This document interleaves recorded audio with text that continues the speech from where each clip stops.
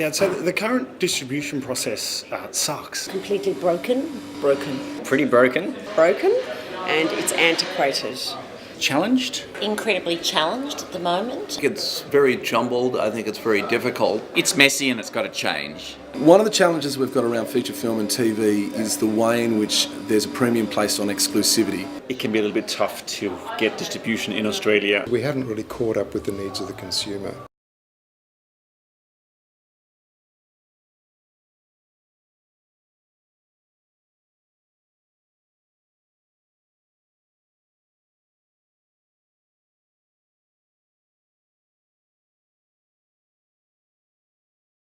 As good as it is to have government support, it's fantastic. The fact that this government support is tied to the requirement of a theatrical distribution is causing some massive problems. I think it's pretty well known. The rules that we have in place for our public funding really aren't really appropriate anymore. We've got to look at, the idea of forcing films into theatrical release may not be the best way of servicing the audiences, the public, or the use of public money. You've got to get that letter of interest from the distributor to get the government funding, and you're tied at the hands that the companies that feed you, and which is very, very frustrating for many, many filmmakers with lots of lovely stories out there. We're really restricted because our funding makes us have to go with a distributor before we get finance. So that is a big problem in that we don't have many distributors that want to take up Australian films anymore. It's hard for smaller distributors to get access to screens. It's hard for, when they do, for them to hold screens. And, we've been talking a lot during the conference about the difficulties of windowing and trying to adjust that and the push-pull between the exhibitors and distributors. The pipeline's quite controlled with the exhibitors. Distributors can't distribute if they can't get the screens, and exhibitors' income comes from American product, basically.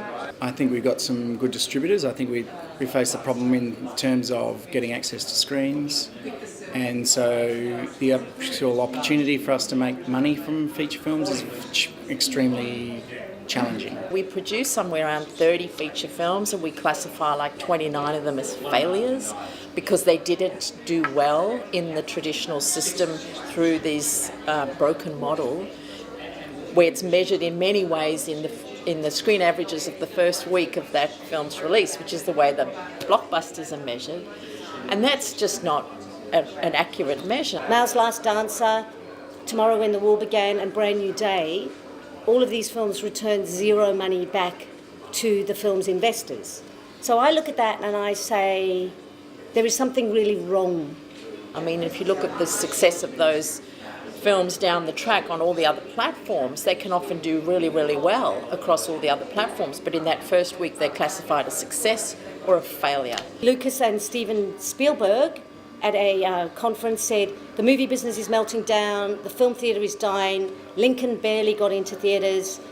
So you're talking about Lucas and Spielberg being unable to get their movies into theatres. And we've got this kind of obsession with our films need to be in cinemas. Theatrical for Australian films, it's just a big ask these days, like to get people to the cinema to see Australian films.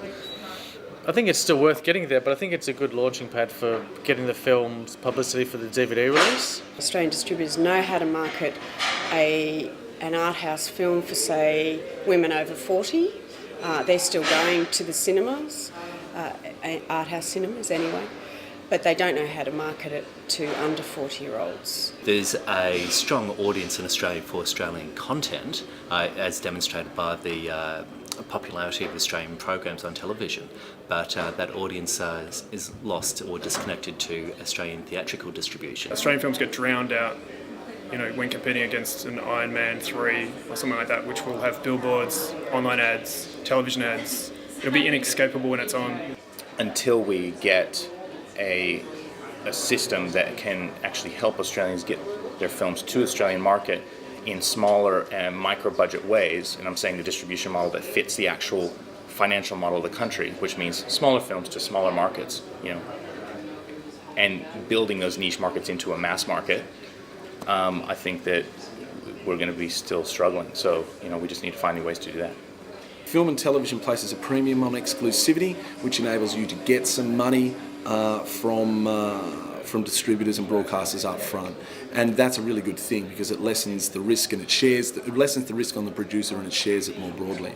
In a sort of a non-exclusive wide online release world, you're getting less money coming in at the start, but you're certainly opening up a range of exploitation opportunities and additional sort of revenue opportunities that you might be able to tap into. But the challenge there is that there's not a lot of commissioning that's going on in that space. I mean, I guess the conversation has actually already started, but we need to sort of seriously sit down and come up with some ways that we might address the very dramatically changing nature of that distribution process that worked for a model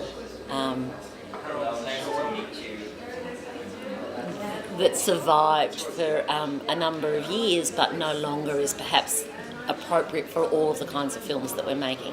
From seeing the trends in America, a lot of the sales and distribution for genre films happens online and through DVD sales. I think a lot of people now are finding their content online, they're finding their content in other places, and they want to be able to see what they want when they want, and they're getting used to having that privilege. I think there's a lot of room for innovative means of distribution. Some of those are ones that we've explored that went really well, which includes, I guess, event distribution and also building up fan bases before your movie comes out, so you're not relying on the sort of old world means of PR and marketing alone.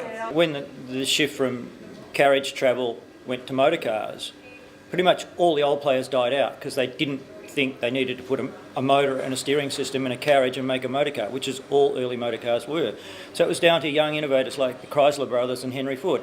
We're in a similar paradigm shift at the moment, except there's some big institutional players, big broadcasters, big production companies, big studios, but it's all in turmoil. At the end of the day, it didn't really matter what the vehicle was. A passenger wanted to get from A to B, and they went on the best vehicle available. It's the same now. People are telling stories, people want to listen to stories, watch stories. That hasn't changed, it'll never change. But the mediums are changing, and they're changing dramatically. The huge challenge for us now is to work out what will make people want to pay for content. And it's critical. It's critical to the business model. It's critical to us as producers because we rely on the distributors. In many cases, companies who build a business around this, but we also rely on ourselves as distributors of our own content to find ways to monetize. Otherwise, we'll have no basis from which to make content going forward. So that's the elephant in the room. Sure, content is king, and sure, there will always be a place for great content with audiences, but who is going to pay for that content?